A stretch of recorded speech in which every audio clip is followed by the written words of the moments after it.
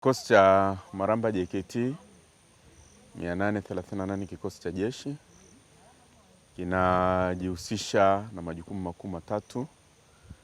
Jukumu la kwanza ni mafunzo na malezi kwa vijana, jukumu la pili ni uzalishaji mali na jukumu la tatu ni ulinzi.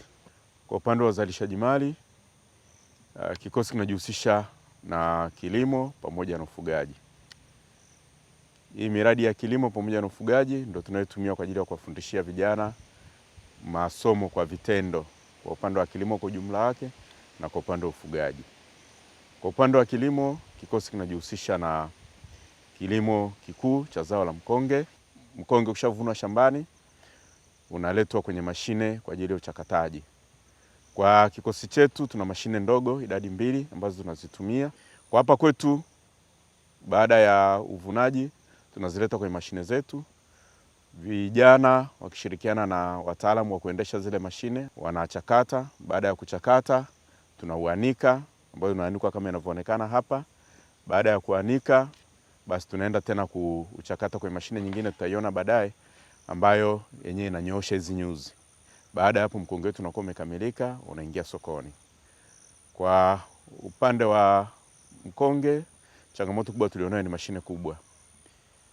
Kwa ekari tulizonazo sasa hivi kikosi kinahitaji kuwa na mashine kubwa, lakini sambamba na hilo tunajishughulisha pia na kilimo cha mahindi, kilimo cha alizeti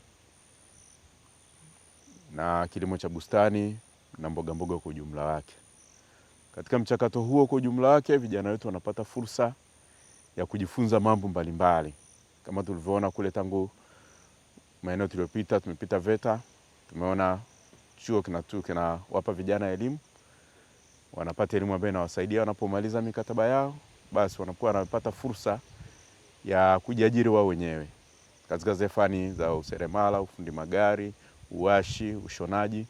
Lakini pia hata kwenye maeneo mengine tumeona utengenezaji wa sabuni, tunajihusisha na utengenezaji wa bahasha. Lakini kuna ile miradi mingine pia, utengenezaji wa mikate pamoja na vitafunwa, ufugaji wa samaki, ufugaji wa ng'ombe, ufugaji wa nguruwe, ufugaji wa kuku, ufugaji wa bata, mbuzi. Basi vijana wetu kwa ujumla wake wanapata fursa nzuri ya kujifunza, ili wanapomaliza mkataba wao na Jeshi la Kujenga Taifa wanakuwa katika maeneo mazuri sasa ya kuweza kujiajiri kwa kutumia taaluma waliyopata huku.